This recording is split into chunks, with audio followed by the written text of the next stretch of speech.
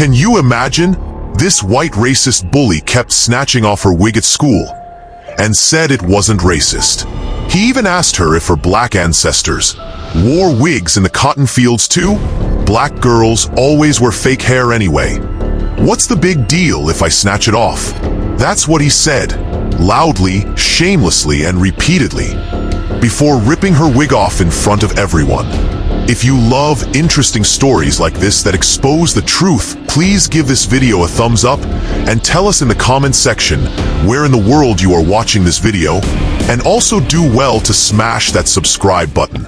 For an entire academic year, Anita's education was hijacked by terror. The perpetrator wasn't some faceless stranger. It was Connor Mitchell, a white classmate whose racist harassment would expose the ugly truth about how quickly schools abandon their most vulnerable students when protecting them becomes inconvenient. It started in September, during the second week of junior year.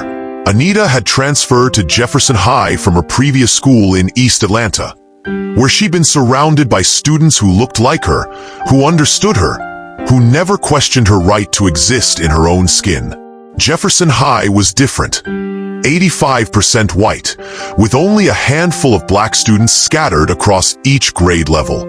Connor Mitchell noticed her immediately, not in the way teenage boys typically notice girls, but in the way predators identify prey. He was popular, a starting player on the basketball team despite his mediocre skills, the kind of white boy who felt entitled to comment on everything and everyone around him. His father was a prominent attorney in town. His mother served on the school board, and Connor had learned early that his actions rarely had consequences. The harassment began with what he called observations about Anita's appearance. During lunch, he would lean back in his chair at the table adjacent to hers and speak just loud enough for her to hear. "Why do black girls always wear fake hair? Like, what's wrong with what God gave you?" His friends would snicker, glancing over at Anita to gauge her reaction.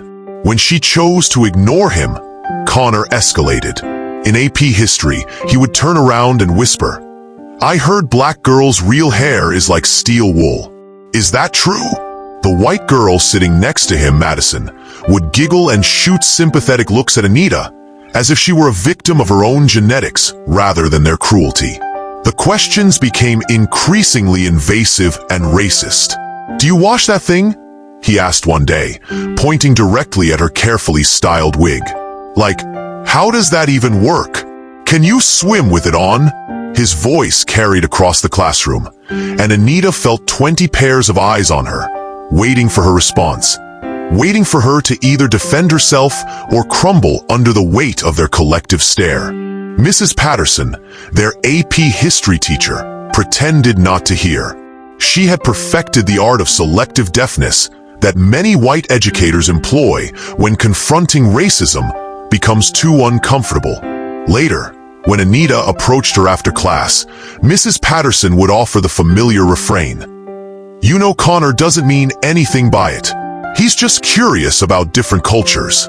But Anita knew better. This wasn't curiosity. It was dehumanization masquerading as teenage banter. October brought colder weather and escalated cruelty. Connor had grown bolder, emboldened by the administration's silence and his classmates' laughter. He began making references to slavery, asking Anita if her ancestors wore wigs in the cotton fields too. He would make exaggerated motions of picking cotton whenever she walked by, his friends joining in with theatrical whispers about plantation hair. The racist taunts expanded beyond her appearance. During a discussion about the civil rights movement, Connor raised his hand and asked, "But didn't black people kind of benefit from slavery? Like, they got free housing and food?" His eyes locked with Anita's across the room, a cruel smile playing at his lips. The question wasn't born of ignorance. It was calculated to inflict maximum pain. Mrs. Patterson stammered through a weak response about complex historical perspectives, but never addressed the obvious racist intent behind the question. Anita felt her chest tighten, her breath becoming shallow. She excused herself to the bathroom, where she stood in front of the mirror, staring at her reflection, wondering if she was losing her mind or if everyone else was simply pretending not to see what was happening to her. The comments about her wig became more frequent and more vicious. "I bet you're bald under there," Connor would say as she passed his table in the cafeteria. "My mom says black women go bald because they damage their hair so much. Is that why you need that thing?" His friends would laugh, but not the uncomfortable laughter of people who know they're witnessing something wrong. This was the delighted laughter of accomplices, of people who found genuine entertainment in Anita's humiliation. The moment that shattered Anita's world happened on a Tuesday morning in November. She was walking through the crowded hallway between second and third period, her mind occupied with an upcoming chemistry test. The hallway was filled with the usual chaos of students rushing to their next classes, backpacks bumping against lockers, conversations overlapping into a familiar din of adolescent energy. She didn't see Connor approach from behind. She didn't have time to prepare, to brace herself, to protect what was hers. In one swift, calculated motion, he reached out and yanked off her wig. The world seemed to stop. The hallway noise faded into a muffled background hum as Anita felt the cool air hit her exposed scalp. She was suddenly, devastatingly vulnerable in a way that few people could understand. Her carefully constructed armor, the beautiful, protective barrier she wore to navigate a world that constantly judged black women's natural hair, was now dangling from Connor's triumphant fist.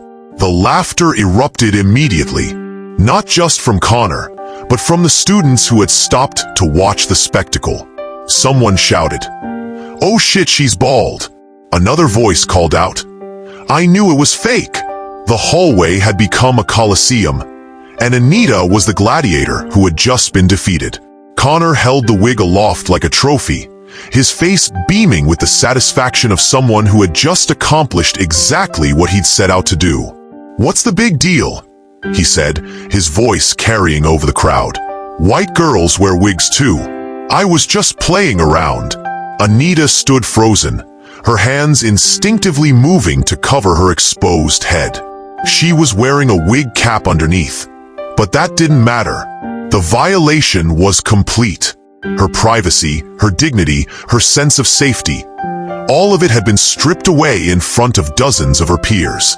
The tears came immediately, hot and unstoppable. She snatched her wig from Connor's hand and ran to the nearest bathroom, where she collapsed into a stall and sobbed with the kind of grief that comes from having your humanity questioned in public. When Anita finally composed herself enough to report the incident, she found herself in the office of Mr. Thompson, the vice principal. He was a thin, balding white man in his 50s who had the demeanor of someone who had long ago stopped caring about the individual struggles of his students. "Now, Anita," he said, his voice taking on the patronizing tone that adults use when they want to dismiss a teenager's concerns, "I understand you're upset about what happened with Connor, but you have to understand, teenage boys do silly things sometimes. They don't always think about how their actions affect others." Anita stared at him in disbelief. "He pulled off my wig in front of everyone. How is that a silly thing?" Mr. Thompson leaned back in his chair, his expression suggesting that he was dealing with an overreaction. "Connor says he was just trying to be friendly. You know how boys are at this age. They don't always know how to express themselves appropriately with girls they like." The suggestion that Connor's actions were born of romantic interest, rather than racial hatred, was so absurd that Anita almost laughed. "Mr. Thompson, he's been harassing me about my hair for months. He makes comments about slavery. He asked if my ancestors wore wigs in cotton fields. This isn't about him liking me." "Now, Anita, I think you might be reading too much into things," Mr. Thompson replied, his tone becoming more dismissive. "Connor is a good kid from a good family. His parents are very involved in the school community. I'm sure he didn't mean any harm." The translation was clear. Connor's family had influence, and Anita's family did not. Connor's comfort mattered more than Anita's safety. The hierarchy was established, and she was at the bottom. When Connor was finally called into the office, his performance was Oscar-worthy. He apologized with what appeared to be genuine remorse, claiming he didn't know that pulling off her wig would be upsetting. He explained that his sister wore extensions sometimes, and he'd seen her take them off casually, so he thought it was no big deal. "I would never want to hurt Anita," he said, his voice trembling with practiced emotion. "She's such a sweet girl. I was just trying to be playful. I had no idea it would upset her so much." Mr. Thompson nodded sympathetically, clearly impressed by Connor's apparent sincerity. The punishment was swift and meaningless. Connor would serve 1 day of in-school suspension and write a letter of apology to Anita. The single day of suspension did nothing to deter Connor. If anything, it emboldened him. He had learned that the consequences for his actions were minimal, and that the school administration would consistently prioritize his comfort over Anita's safety. 2 weeks later, it happened again. This time in the cafeteria, in front of the entire junior class. Connor approached Anita's table where she was sitting with the few friends she had managed to make, reached over, and yanked off her wig while she was taking a bite of her sandwich. The humiliation was even more complete this time. Food fell from her mouth as she gasped in shock. Her friends sat in stunned silence, unsure of how to respond to such a brazen act of cruelty. The cafeteria erupted in laughter and phone cameras, as students scrambled to capture the moment for social media. "Come on, Anita," Connor said, dangling the wig just out of her reach. "Why are you always so dramatic? It's just hair." "Well, not really hair, but you know what I mean." When Anita reported this second incident, Mr. Thompson's response was even more infuriating than the first. "Anita, I'm starting to wonder if you're not seeking attention," he said, his voice heavy with implication. Connor already apologized for the first incident. Why would he do it again? "Are you sure you're not exaggerating what happened?" The gaslighting was systematic and brutal. Every report she made was met with skepticism. Every incident minimized, every act of racism reframed as a misunderstanding. The message was clear. Her word meant nothing, her pain was irrelevant, and her safety was not a priority. The third incident occurred on the school bus. Connor sat directly behind Anita and spent the entire ride making comments about her wig, reaching forward to touch it, and asking other students if they wanted to see what she looked like without it. When they were getting off the bus, he struck again, pulling off her wig and tossing it to his friend Jake, who caught it and pretended to put it on his own head. "Look, I'm Anita," Jake said in an exaggerated voice, prancing around the bus stop. "I need fake hair because mine is too nappy." The racial slur hung in the air like a poison cloud. Other students laughed, some uncomfortably, others with genuine delight. Anita stood there, once again exposed and humiliated, watching as her dignity was passed around like a joke. By December, Anita had stopped wearing wigs to school entirely, not because she wanted to, but because she couldn't bear the constant anxiety of wondering when Connor would strike next. She began wearing headscarves instead, but even those became targets for his harassment. "Now you look like a real African," he would say, his voice dripping with a kind of casual racism that had become his trademark. "Are you going to start speaking clicking languages too?" The teacher's complicity in her torture was perhaps the most heartbreaking aspect of her experience. Mrs. Patterson witnessed Connor's behavior in class daily, but chose to look the other way. Mr. Rodriguez, her English teacher, actually laughed when Connor made a joke about Anita's headscarf during a discussion of Maya Angelou's poetry. "Very creative, Connor," he said, missing, or choosing to ignore, the racist undertones of the comment. The isolation was complete. Anita felt abandoned by every adult who was supposed to protect her.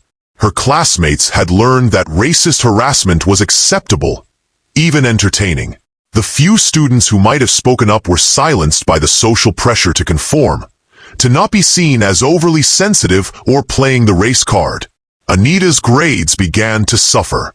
She started having panic attacks in class, her body responding to the chronic stress of existing in a hostile environment. She would sit in the bathroom during lunch, too anxious to eat, too afraid to be seen.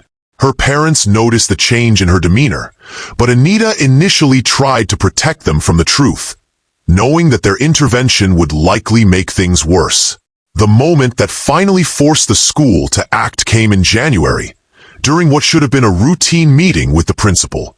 Anita had requested the meeting to discuss transferring to another school, feeling that she had no other options left. Principal Williams was a black woman in her 40s who had been hired the previous year as part of the district's diversity initiative. Anita had hoped that perhaps someone who looked like her would understand the severity of her situation. As Anita began to explain her experiences, something inside her finally broke. The months of accumulated trauma, the constant vigilance, the daily humiliation. It all came pouring out in a torrent of tears and pain that shocked even her. "I can't do this anymore," she sobbed, her entire body shaking. "He keeps pulling off my wig. He makes fun of my hair. He talks about slavery. He calls me names. And nobody cares. Nobody stops him. I'm just supposed to take it because I'm black and he's white and his family has money." Principal Williams sat in stunned silence as Anita's emotional dam burst completely. For the first time, an adult was witnessing the full extent of the psychological damage that had been inflicted on this young woman. The raw pain in Anita's voice, the way her hands shook as she wiped away tears, the defeated slump of her shoulders. It was impossible to dismiss or minimize. "Every day I wake up and I'm scared," Anita continued, her voice breaking. "I'm scared to go to class. I'm scared to eat lunch. I'm scared to ride the bus. I'm scared to exist in my own skin because I know he's going to find a way to hurt me. And I know that nobody is going to stop him." The meeting lasted 2 hours. For the first time since September, an adult listened to Anita's story without interrupting, without minimizing, without making excuses for Connor's behavior. Principal Williams took detailed notes, asked follow-up questions, and promised immediate action. The investigation that followed revealed the systematic failure of Jefferson High School to protect one of its most vulnerable students. Security footage confirmed multiple incidents of harassment that had been dismissed or ignored by staff. Written reports from other students corroborated Anita's account of the racist comments and physical assaults. Most damning was the discovery that Connor's behavior had been escalating for months, and that multiple teachers and administrators had been aware of it, but had chosen to handle it through informal interventions, rather than formal disciplinary procedures. The school's own policies required immediate suspension for physical assault and racial harassment, but those policies had been systematically ignored. Connor's parents initially threatened to sue the school district, claiming that their son was being scapegoated for what they characterized as typical teenage behavior. They hired an attorney and demanded that Connor be allowed to return to school with no further consequences. It was only when Anita's parents retained their own attorney and threatened to file a federal civil rights lawsuit that the school board finally took decisive action. Connor was permanently expelled from Jefferson High School, and 3 staff members, including Mr. Thompson, were placed on administrative leave pending further investigation. The victory felt hollow to Anita. The damage to her psychological well-being was already done. She had lost an entire academic year to trauma and fear. Her trust in institutions, in adults, in the basic fairness of the world, had been shattered. Anita finished her junior year through online schooling, working with a therapist to process the trauma she had endured. She eventually transferred to a different high school for her senior year, where she gradually began to rebuild her confidence and sense of safety.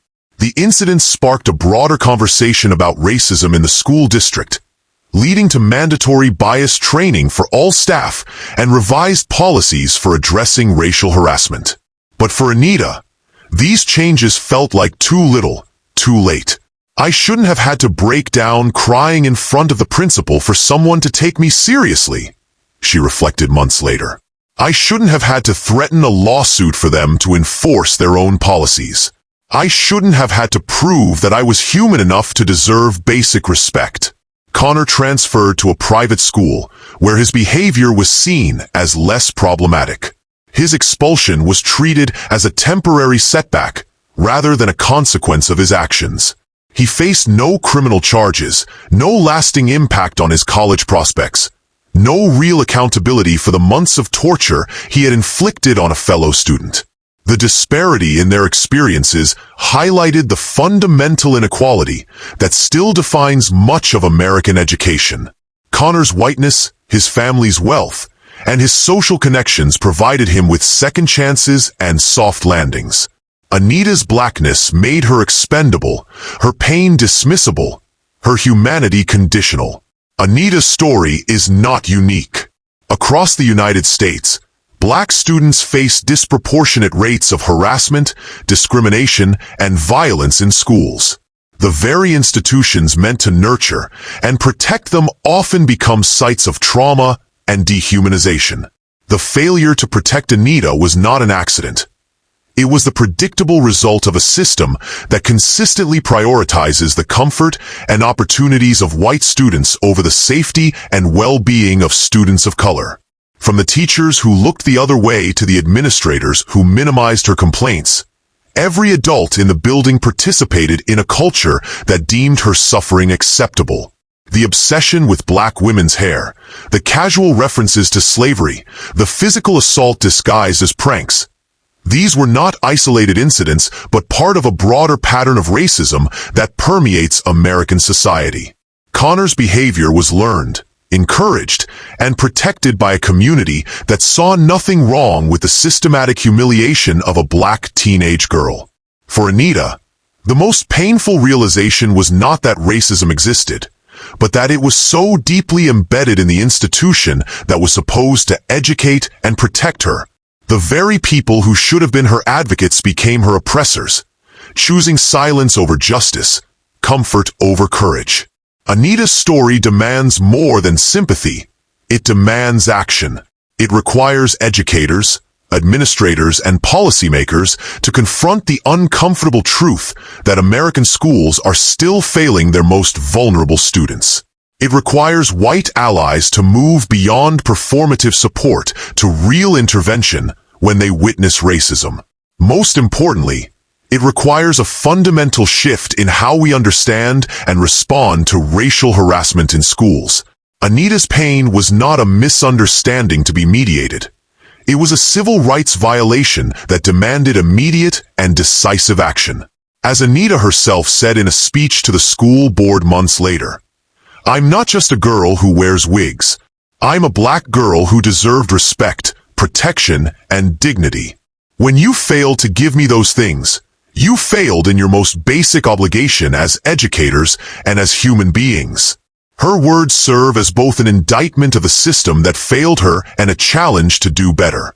Because until every black student can walk through school hallways without fear, until every complaint of racism is taken seriously, until every act of hatred is met with swift consequences, we will continue to fail our children and our future. Anita survived her year of torment, but she should never have had to. Her story is a reminder that the fight for educational equity is far from over, and that the cost of our failure is measured not in test scores or graduation rates, but in the broken spirits of young people who deserve so much better than what we gave them.